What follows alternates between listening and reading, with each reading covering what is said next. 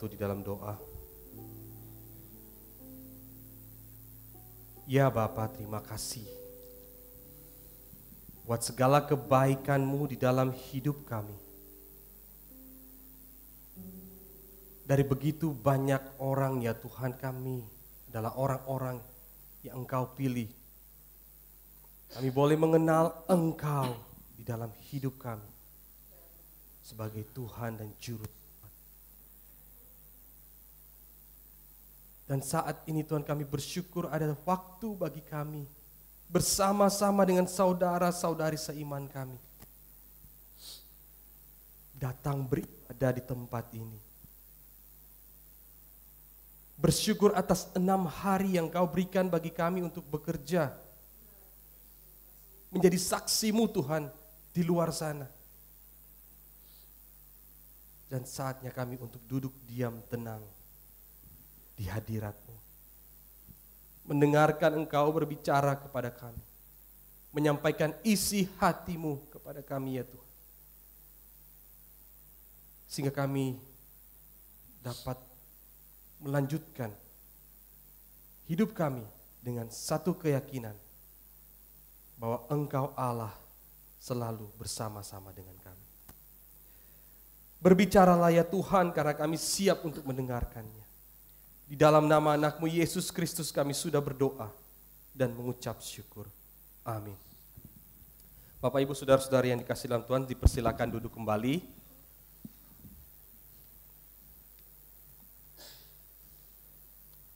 Selamat pagi Bapak Ibu semuanya yang ada di lantai 3, kemudian yang ada di lantai 2, dan juga yang ada di lantai 1.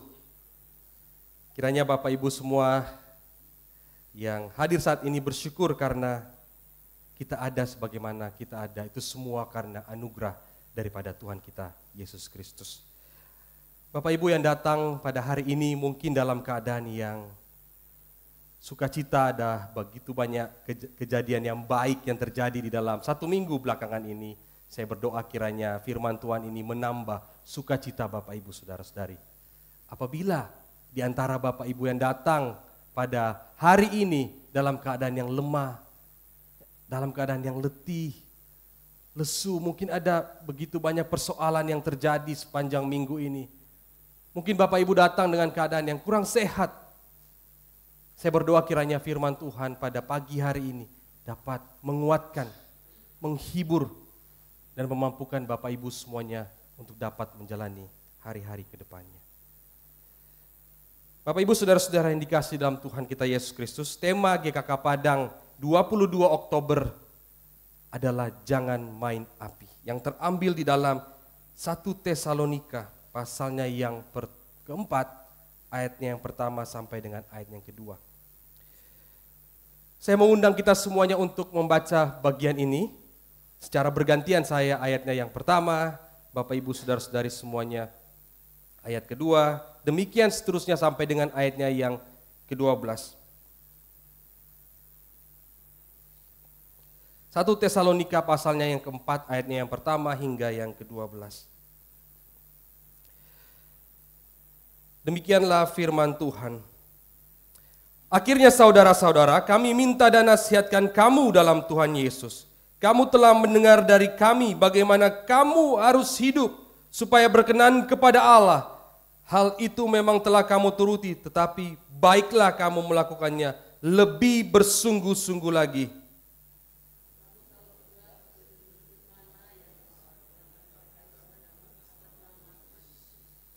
Karena inilah kehendak Allah, pengudusanmu, yaitu supaya kamu menjauhi percabulan. Seorang perempuan menjadi istrimu sendiri dan hidup di dalam pengudusan dan penghormatan. Bukan dalam keinginan hawa nafsu, seperti yang dibuat oleh orang-orang yang tidak mengenal Allah. Dan supaya dalam hal-hal ini orang jangan memperlakukan saudaranya dengan tidak baik atau memperdayakannya, karena Tuhan adalah pembalas dari semuanya ini, seperti yang telah kami katakan dan tegaskan dahulu kepadamu. Allah memanggil kita bukan untuk melakukan apa yang cemar, melainkan apa yang kudus. Karena itu siapa yang menolak ini bukanlah menolak manusia, melainkan menolak Allah yang telah memberikannya rohnya yang kudus kepada kamu. Tentang kasih persaudaraan tidak perlu dituliskan kepadamu, karena kamu sendiri telah belajar mengasihi dari Allah. Hal itu kamu lakukan juga terhadap semua saudara di seluruh wilayah Makedonia. Tetapi kami menasihati kamu, saudara-saudara, supaya kamu lebih bersungguh-sungguh lagi melakukannya. Dan anggaplah sebagai suatu kehormatan untuk hidup tenang, untuk mengurus persoalan-persoalan sendiri dan bekerja dengan tangan, seperti yang telah kami pesankan kepadamu. Sehingga kamu hidup sebagai orang-orang yang sopan di mata orang luar dan tidak bergantung pada mereka. Demikianlah firman Tuhan. Bapak Ibu saudara-saudara yang dikasihi dalam Tuhan, minggu lalu Pak Krismanto membawakan tema waspada, yang artinya sebagai orang yang percaya kepada Kristus, orang yang mengaku Kristus sebagai Tuhan dan Juru Selamat, kita harus waspada di dalam hidup ini, di dalam menantikan kedatangan Tuhan, atau selagi diberi kesempatan untuk hidup. Dan tema saat ini juga jangan main api, sebenarnya menuntut sebuah kewaspadaan, kehati-hatian. Jangan main api di dalam hidup ini. Kalau tidak, kita akan terbakar, Bapak Ibu. Api sangat berbahaya bagi keselamatan jiwa kita dan juga keselamatan orang lain. Bapak Ibu, beberapa minggu yang lalu ada kebakaran di Gunung Bromo akibat dari pasangan suami istri yang sedang melakukan foto prawedding. Kemudian ditembak flare dan di situ semuanya rumputnya kering dan akhirnya tidak bisa dipadamkan. Berhari-hari Gunung Bromo itu terbakar dan orang tidak dapat berkunjung. Kerugian yang ditaksir adalah miliaran rupiah kalau nggak salah. Sehingga kedua pasangan ini bersama dengan event organizer-nya yang mengatur foto prewedding di sana didenda oleh pemerintah untuk ganti rugi karena telah merugikan pemerintah dan juga masyarakat yang ada di sekitar Gunung Bromo. Bapak Ibu, juga karena api di Tiongkok, seorang anak bermain api kemudian membakar seluruh mal yang ada dan mengakibatkan 17 korban jiwa. Bapak Ibu, api itu sangat berbahaya. Meskipun kita tahu bersama api juga adalah baik untuk kehidupan, tentu saja kita masak juga menggunakan api. Tetapi ketika api itu digunakan dengan keliru, maka yang berakibat adalah kerugian, bahkan juga keselamatan bagi jiwa kita. Saudara, di Padang karena api kita kemudian terkena dampak asap sehingga membuat pernafasan kita terganggu dan udara menjadi tidak sehat bagi tubuh kita. Itu dampak dari api apabila dengan keliru digunakan. Bapak Ibu saudara-saudara yang dikasihi dalam Tuhan, demikian juga hidup kita. Kita juga sebagai orang yang sudah menerima kasih karunia Kristus, yang sudah merasakan kasih Tuhan yang begitu besar, yang sudah menerima jaminan keselamatan, sudah sepatutnya dan sudah sewajarnya kita juga hidup jangan main-main. Dalam pengertian kita hidup menjaga kekudusan Tuhan. Karena itu adalah panggilan kita sebagai orang yang sudah ditebus dan juga itu adalah kehendak Tuhan bagi setiap umatnya. Jangan karena kita sudah menerima keselamatan Bapak Ibu, kemudian kita sembarang saja hidup, sembrono, seperti seorang petinju yang bertinju dengan sembarangan, tidak tahu aturan bermain. Oleh sebab itu Paulus di dalam suratnya kepada jemaat Korintus dia bilang, saya melatih tubuhku dan menguasainya supaya dia tidak sembarang bertinju. Supaya apa? Supaya dia dapat diterima oleh jemaat, oleh orang-orang lain dan Injil Tuhan itu diberitakan. Jadi sangat penting Bapak Ibu saudara-saudari untuk umat Tuhan yang sudah mengaku di dalam mulutnya sudah percaya kepada Kristus, saya menerima Kristus sebagai Tuhan dan Juru Selamat, saya percaya kepada jaminan keselamatan, tetapi apa selanjutnya? Itu panggilan kita untuk jaga hidup ini dari hal-hal yang tidak Tuhan sukai. Dan hal ini yang kita akan pelajari pada saat ini.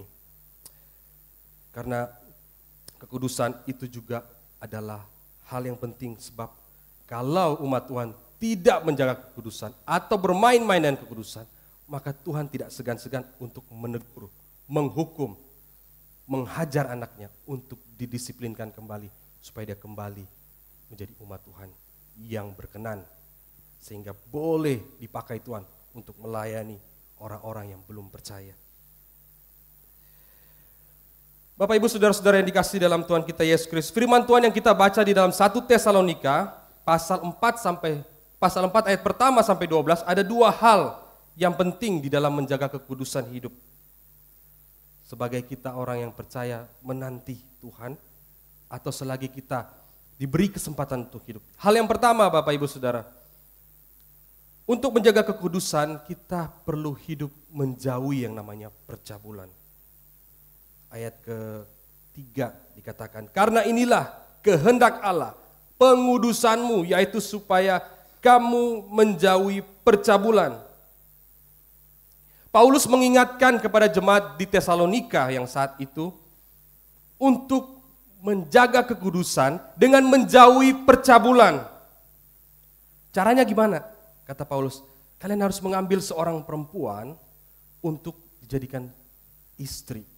Bukan istri orang lain, bukan pasangan orang lain, apalagi pasangan sahabat kita yang kita kenal, apalagi pasangan dari saudara seiman kita yang di gereja.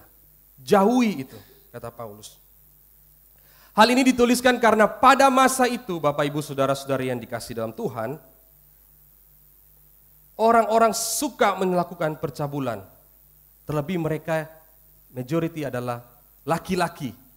Dan mereka orang-orang pagan atau orang-orang yang tidak mengenal Tuhan. Sebab ada sebuah tradisi di dalam kehidupan orang-orang yang tidak mengenal Tuhan, itu adalah pelacuran bakti atau melakukan relasi seksual di luar ikatan pernikahan, di kuil-kuil yang ada. Dan itu hal yang lumrah Bapak Ibu.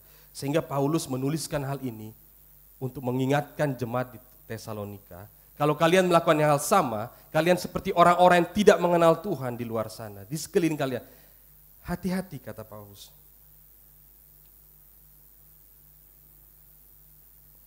Catatan Bapak Ibu dari catatan di sekitar abad pertama di seputaran Mediterania itu ada catatan seperti ini Bapak Ibu. Nyonya-nyonya kita pelihara demi kesenangan, selir-selir untuk kesejahteraan sehari-hari. Tetapi istri-istri untuk melahirkan anak-anak yang sah bagi kita dan menjadi penjaga rumah tangga kita yang setia. Jadi ini hal yang lumrah di mana-mana. Dan pemerintahan Romawi atau negara Romawi sebagai penguasa saat itu melegalkan praktek semacam ini. Artinya mereka tidak campur tangan kepada relasi perilaku seksual di antara warganya. Silakan atur sendiri. Sehingga Paulus mengingatkan jemaat Tesalonika, meskipun pemerintah kalian tidak menghukum atau menegur kalian, teguran dan disiplin dari Tuhan tetap akan dinyatakan segera untuk kalian kembali menjadi umat kesayanganku.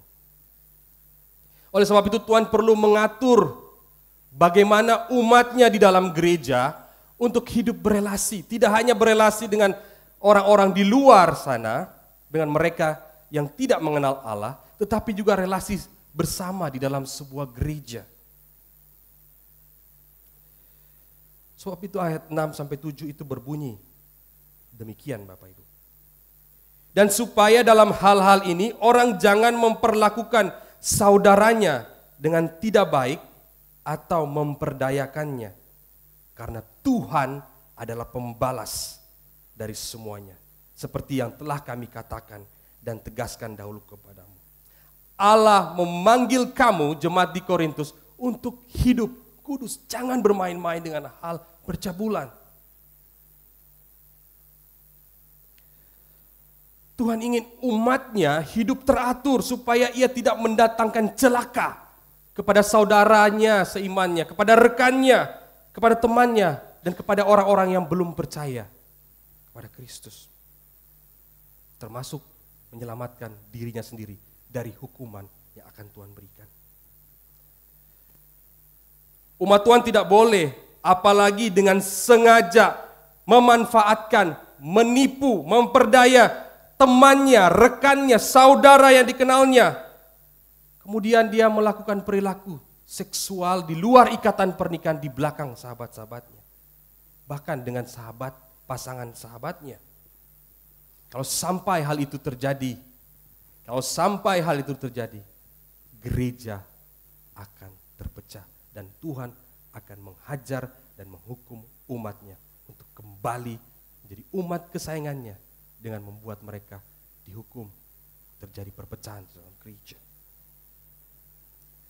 Bapak Ibu saudara-saudara yang dikasihi dalam Tuhan,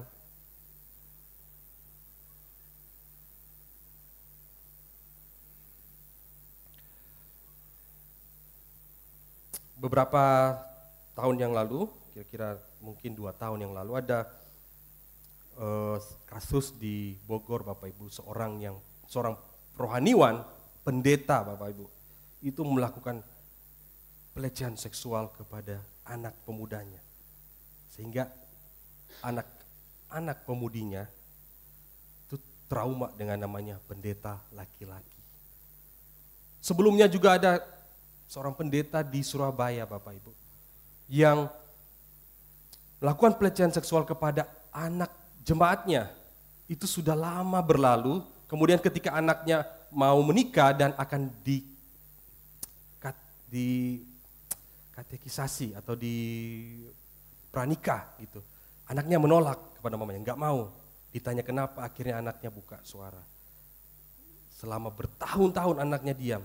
Kalau pendeta ya di gerejanya telah melakukan hal yang tidak terpuji. Kalau sudah seperti ini Bapak Ibu, gereja mau kemana? Leadernya saja melakukan hal yang Tuhan tidak kehendaki. Dan ini juga menjadi peringatan buat saya secara Bapak Ibu, di dalam berelasi dengan jemaat dan lain sebagainya. Oleh sebab itu konseling rohaniwan dengan jemaat itu dihindari. Lawan jenis di ruang tertutup dihindari. Mau dia rohaniwan itu jemaat binaannya, lebih baik Bapak Ibu rohaniwan yang sesama jenis untuk konseling. Karena ini kasusnya banyak Bapak Ibu, terjadi praktek yang menyimpang di dalam gereja dari rohaniwan itu sendiri. Bapak Ibu saudara-saudara yang dikasihi dalam Tuhan, hal yang kedua untuk menjaga kekudusan di dalam perikop yang kita baca, yaitu adalah kasih persaudaraan. Untuk menjaga kekudusan maka diperlukan kasih persaudaraan di antara saudara-saudari seiman kita dan juga orang-orang yang belum mengenal Allah. Di ayat 9-12 dikatakan tentang kasih persaudaraan. Tidak perlu dituliskan kepadamu karena kamu sendiri telah belajar mengasihi dari Allah. Hal itu kamu lakukan juga terhadap semua saudara di seluruh wilayah Makedonia. Tetapi kami menasihati kamu saudara-saudara, supaya kamu lebih bersungguh-sungguh lagi melakukannya. Anggaplah sebagai suatu kehormatan untuk hidup tenang, untuk mengurus persoalan-persoalan sendiri dan bekerja dengan tangan, seperti yang telah kami pesankan kepadamu, sehingga kamu hidup sebagai orang-orang yang sopan di mata orang luar dan tidak bergantung kepada mereka. Bapak Ibu, ayat 9-12 ini menjelaskan bahwa jemaat Tesalonika itu sangat terkenal terhadap saudara seimannya yang di seluruh wilayah Makedonia, karena mereka adalah jemaat yang gemar mengasihi. Namun Paulus menginginkan mereka untuk lebih giat lagi mengasihi. Bagaimana cara mengasihi lebih giat yang dimaksud oleh Paulus?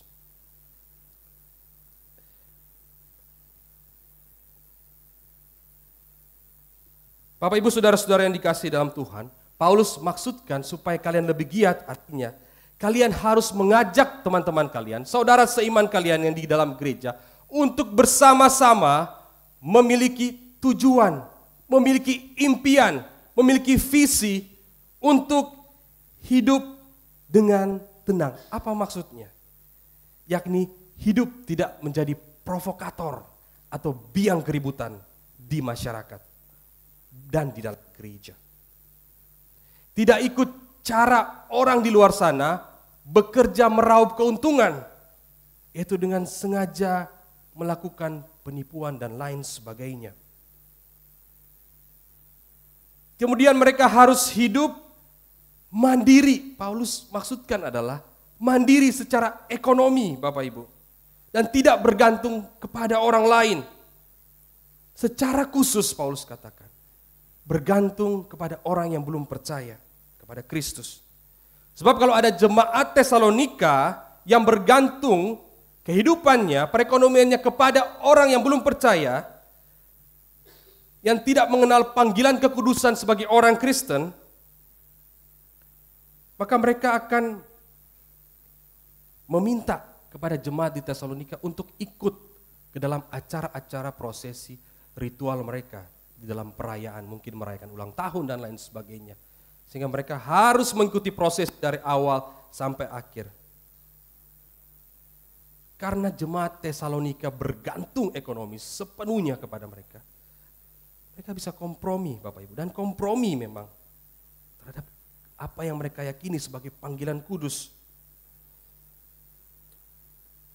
Mereka ikut prosesi, padahal mereka nggak percaya. Ini pura-pura, Bapak Ibu Saudara.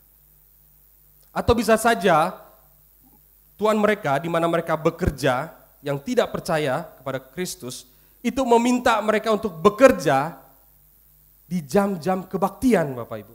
Yang harusnya mereka harus bersekutu bersama dengan saudara seiman, tetapi karena ada pekerjaan yang diminta oleh Tuhannya, sehingga mereka kompromi, Bapak Ibu. Mereka harus ikut. Oleh sebab itu jemaat Tesalonika diajak bersama-sama harus mandiri. Dan mereka jemaat yang lebih kuat secara ekonomi, yang mandiri secara ekonomi, diajak untuk bantu teman saudara seimanmu, tolong saudara seimanmu, karena kalian adalah saudara seiman yang mengerti panggilan kekudusan itu. Nyatakan dengan kasih persaudaraan. Lebih baik mereka bekerja dengan kalian yang sama-sama mengerti panggilan kekudusan sebagai orang percaya. Ketika mereka memiliki visi yang sama, impian yang sama untuk menolong saudara seiman, lebih bergantung kepada Tuhan, maka mereka akan menjadi berkat tidak hanya bagi gereja mereka, saudara seiman mereka di kota lain, tetapi bagi kota di mana mereka beribadah. Mereka bisa menjadi berkat karena dapat menolong banyak orang. Bapak Ibu saudara-saudara yang dikasihi dalam Tuhan kita Yesus Kristus, demikian juga kita di gereja masa kini, Gereja Kristen Kalam Kudus Kota Padang. Paulus tidak hanya menuliskan ini buat gereja di Tesalonika, tetapi juga gereja di sepanjang abad di segala tempat. Jika ada saudara-saudarimu yang sangat terikat, tergantung dengan sesuatu di luar dari Tuhan, bantu dan tolong mereka, sehingga mereka dapat bergantung kepada Tuhan. Bapak Ibu saudara-saudara yang dikasihi dalam Tuhan, cara hidup kaum Bici Emis di Amerika Serikat itu adalah mereka yang suka menarik diri dari lingkungan luar dan hidup berkelompok di dalam satu wilayah. Mereka tidak ikut pemilu untuk memilih calon legislatif atau presiden dan lain sebagainya. Tetapi mereka menghormati pemerintah.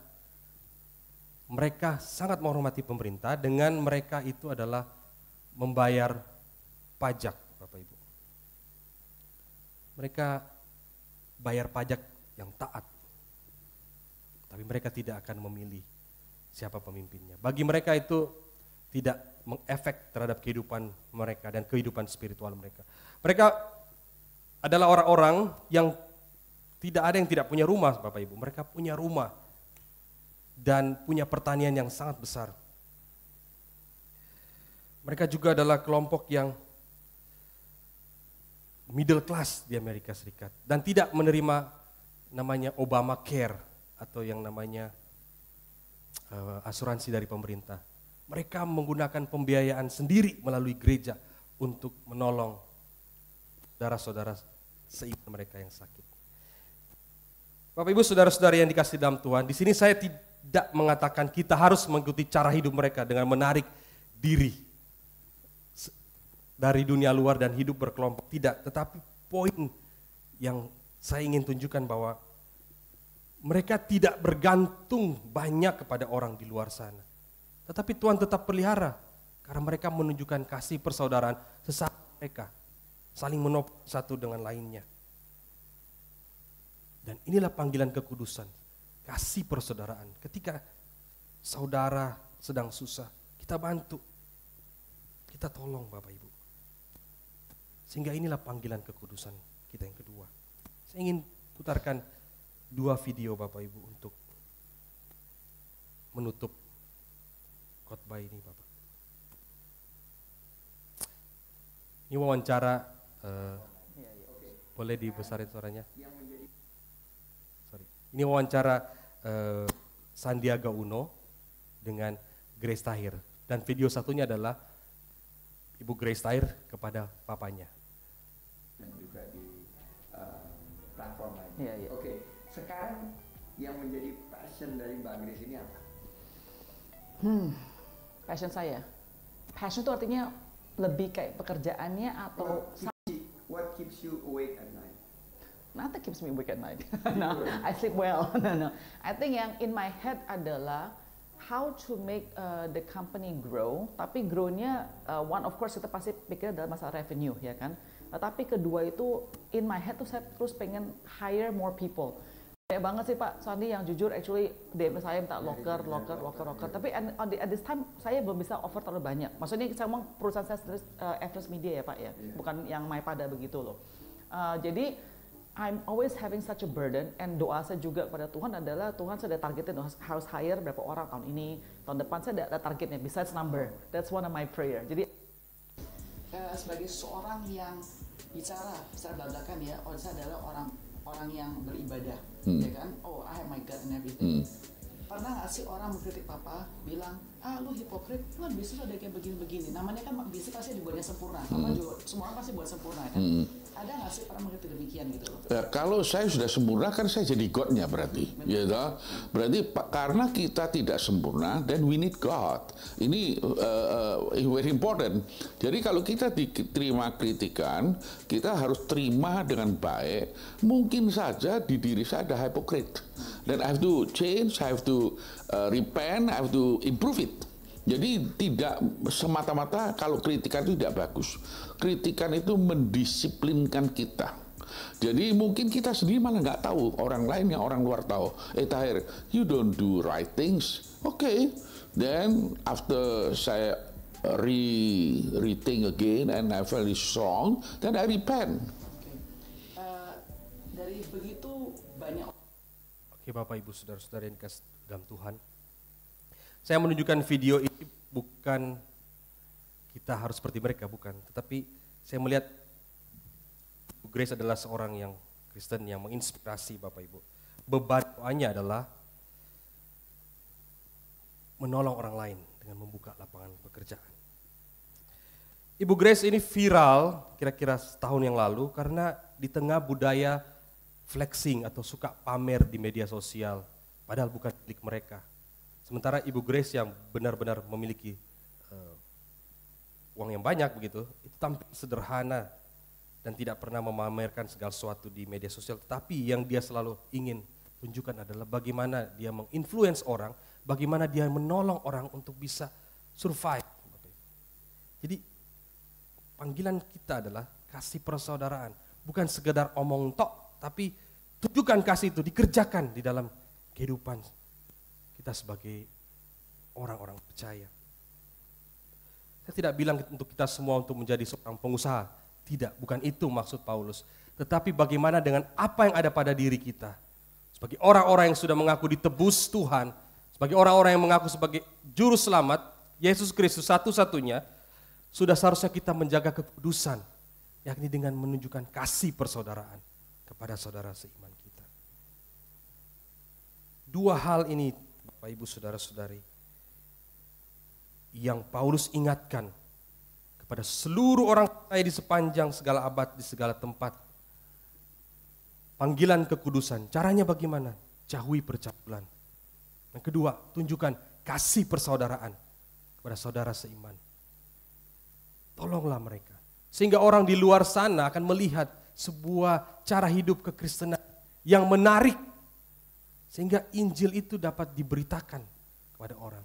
Jangan Injil itu adalah kabar baik menjadi kabar buruk di tangan kita. Oleh karena cara hidup kita di dalam gereja sendiri maupun di luar sana tidak mencerminkan sebuah cara hidup yang dipanggil Tuhan untuk menjadi umat yang kudus.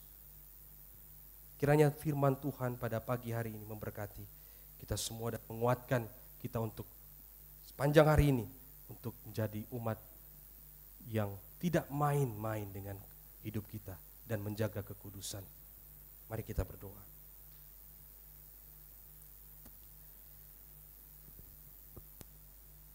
Bapa kami dalam sorga, kami bersyukur kalau hari ini kami boleh Engkau beri kesempatan untuk membaca dan merenungkan sebagian si firman-Mu.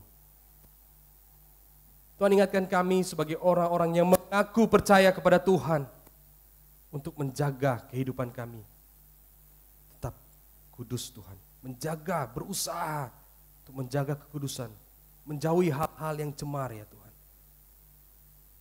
Dan kami boleh dapat tolong saudara-saudari seiman kami dan orang-orang di luar sana.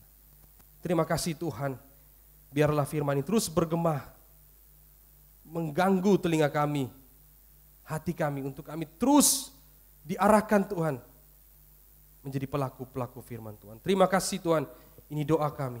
Di dalam nama anak-Mu Yesus Kristus, kami sudah berdoa. Amin.